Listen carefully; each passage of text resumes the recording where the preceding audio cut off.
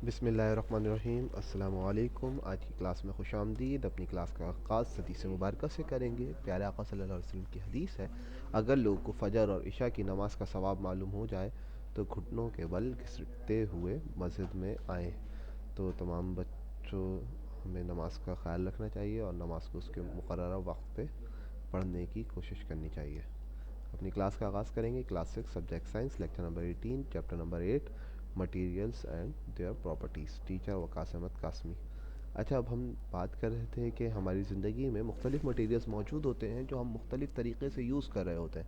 अब उसके मुख्तलिफ़ यूजेस हैं, मुख्तलिफ़ प्रॉपर्टीज़ हैं। लास्ट टाइम जब बात हुई थी हमने कहा था कि हर मटेरियल अपनी एक मुख्तलिफ़ प्रॉपर्टी रखता है और उस प्रॉपर्टी के हिसाब से हम उसको उसकी मखसूस जगह पे इस्तेमाल कर रहे होते हैं। तो आज उसी हवाले से थोड़ी सी बात होगी। सबसे पहले प्रीवियस क्लास को रिवाइज़ कर लेते हैं। हमने बात की थी कि हमारे पास मेटल और नॉन मेटल्स दो चीज़ें होती हैं, दो क्लासेस में हम उसको डिवाइड करते हैं, एक मेटल क्लास, एक नॉन मेटल क्लास। तो हमने किस बिहाफ पे करते हैं, उसकी फ़िज़िकल प्रॉपर्टीज़ के हिसाब से उसको डिवाइड करते हैं। जैसे आपके पास एलुमिनियम है, कॉपर है, गोल्ड है, लीड, सिल्वर, टिन, ये एग्जांपल है मेटल की। इसी तरह इसके पास कुछ जर्नल फिज़िकल प्रॉपर्टीज़ हैं। पहली ये है कि उसकी शाइनी सरफेस होती है, हाई डेंसिटीज़ होती हैं, हाई मेल्टिंग और बॉइलिंग पॉइंट होता है, इलेक्ट्रिकल एंड थर्मल कंडक्टिविटी होती है, डक्टाइल होता है, मेलेबल होता है और सोनोरस होता है। इसके बाद जो आपके पास नॉन मेटल्स, हमने लास्ट टाइम बात की थी, हमने कहा था कि hydrogen, bromine, chlorine, iodine, carbon and sulphur, ये एग्जाम्पल्स हैं नॉन मेटल के। और उसके पास भी फॉलोइंग जनरल फिजिकल प्रॉपर्टीज़ हैं कुछ। वो हैं डल अपीयरेंस होती है, लो डेंसिटी होती है, low melting and boiling point होता है, इलेक्ट्रिकल एंड थर्मल कंडक्टिविटी लो होती है, और नॉन डक्टाइल होता है, नॉन मेलेबल होता है और नॉन सोनोरस होता है। मतलब सोनोरस में अगेन रिपीट कर दूं तो बच्चे पिछली क्लास में बोले थे सर सोनोरस समझ नहीं आ रहा, तो सोनोरस ही होता है जैसे मिसाल के तौर पे स्टील या आयरन पे अगर आप कोई चीज़ हिट करें तो एक साउंड, एक रिंग करता है, एक साउंड प्रोड्यूस करता है, तो उसको आप सोनोरस कहते हैं। आगे चलते हैं। Everyday materials and their properties. Everyday, तो everyday materials and their properties में हम बात करेंगे इस सेक्शन के एंड में। अब ये लंबा चलेगा ये टॉपिक क्योंकि इसमें मुख्तलिफ के यूजेस, आज हम एक के बारे में बात करेंगे। तो जब ये इंशाल्लाह इसके बाद आप इसमें जो सीखेंगे वो है what are the different material use to make different product. अभी स्टार्ट में बताया कि कौन से डिफरेंट प्रोडक्ट्स के लिए कौन से डिफरेंट मटेरियल यूज़ होंगे, उसके बारे में बात करेंगे क्योंकि हर मटेरियल की प्रॉपर्टी अलग है और उसको उसके यूजेस अलग हैं।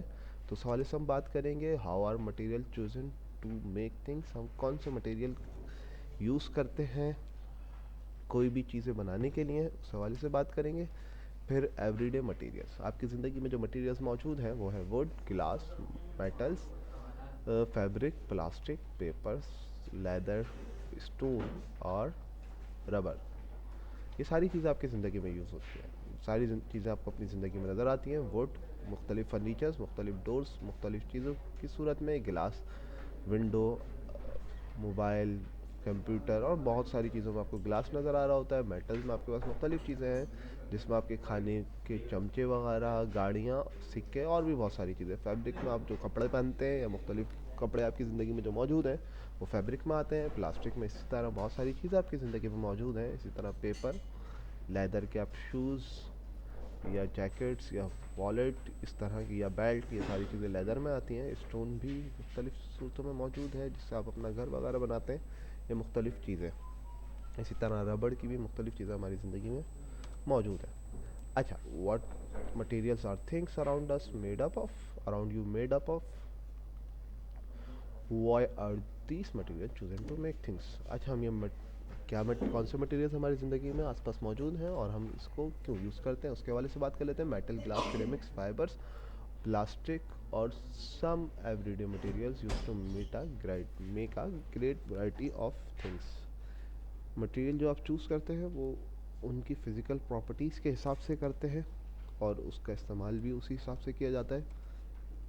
जैसे आपके पास जो आयरन होता है, ये कोई भी आप मटेरियल, जैसे गोल्ड की मिसाल ले लें। गोल्ड जो है, जो प्योर गोल्ड है वो इतना ज़्यादा हार्ड नहीं होता, बहुत सॉफ्ट फॉर्म में होता है और इतना स्ट्रांग भी नहीं होता। तो हम उसको स्ट्रांग बनाने के लिए और हार्ड बनाने के लिए उसमें दूसरे मटेरियल्स का इस्तेमाल करते हैं। इसी तरह बहुत सारे मटेरियल्स के अंदर ऐसा होता है, और जब हम उसके अंदर मेटल्स के अंदर नॉन मेटल्स मिलाते हैं तो वो जो फॉर्म बनती है उसको आप अलाय कहते हो। इस तरह steel is an ally of iron, small amount of carbon and other substances.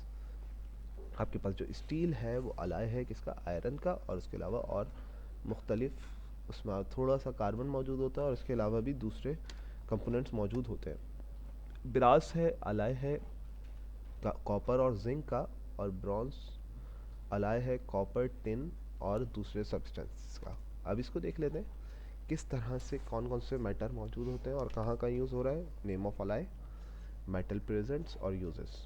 Brass के अंदर कॉपर और जिंक मौजूद है, गोर डोर हैंडल और फिटिंग के अंदर ब्रास यूज़ हो रहा होता है। मुख्तलिफ नल्स वगैरह भी आपके पास ब्रास के होते हैं।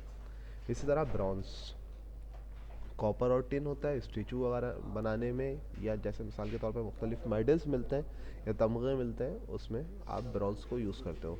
सोल्डर, सोल्डर बेटा ये ज़्यादातर इलेक्ट्रॉनिक्स वगैरह में यूज़ होता है, या मुख्तलिफ चीज़ों में अगर आपके पास इलेक्ट्रॉनिक्स की कोई चीज़ है तो उसमें दो मटेरियल्स को आपस में मिलाने के लिए जो तार जिस मटेरियल से सोल्ड किया जाता है वो टिन और लीड का होता है, और उसको सोल्डरिंग के लिए यूज़ करते हैं दो मटेरियल को आपस में सोल्ड करने के लिए। इसी तरह आपके पास स्टेनलेस स्टील है, आयरन, क्रोमियम और निकल से मिलता है, बनता है ये, और ये कटलरी में, किचन में और सिंक वगैरह जो है स्टेनलेस स्टील का बनता है, और ये ज़्यादातर मटेरियल वहाँ पे यूज़ किया जाता है जहाँ पे पानी का इस्तेमाल ज़्यादा हो। आगे चलते हैं, uses of metal and their allies.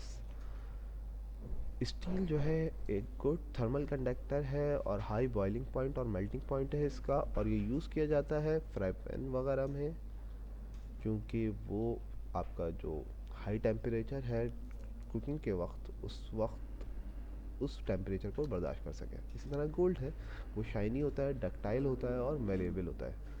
ये यूज़ किया जाता है ज्वेलरी वगैरह बनाने में, और इसको हम शेप करते हैं रिंग की सूरत में, बैंगल्स की सूरत में, नेकलेस की सूरत में, और इसकी जो शाइनी अपीयरेंस होती है और इसकी जो ज्वेलरी होती है वो बहुत अट्रैक्टिव होती है। इसी तरह आपके पास एल्युमिनियम है। एल्युमिनियम जो है मेलेबल होता है, स्ट्रांग होता है, और ये लो डेंसिटी होती है और इसका बहुत हल्का वज़न होता है, और ये यूज़ किया जाता है साइकिल्स के फ्रेम वगैरह के लिए। इसी वजह से साइकिल जो है बहुत स्ट्रांग होती है, साइकिल का जो फ्रेम होता है एल्युमिनियम साइकिल। आगे चलते हैं, आपके पास अब है एल्युमिनियम है। अच्छा, अभी हमने ऊपर एल्युमिनियम अलाय देखा, अब हम एल्युमिनियम को देख रहे हैं। ये भी डक्टाइल होता है, गुड इलेक्ट्रिकल कंडक्टर है, और इसकी भी लो डेंसिटी होती है। ये ओवरहेड इलेक्ट्रिक केबल्स वगैरह बनाने में यूज़ होता है। ये भी बहुत लाइट वेट होता है, which make it easy to put the cables high up above the ground. मतलब जो ऊपर की तरफ जो केबल्स जा रहे होते हैं हाई टेंशन वगैरह में, तो वहाँ पे अब एल्युमिनियम केबल्स भी हम यूज़ कर रहे हैं। अच्छा, क्लास का एंड करते हैं। उम्मीद है बात समझ में आई होगी। इंशाल्लाह नेक्स्ट क्लास में मिलेंगे, जब तक के लिए अल्लाह हाफ़िज़।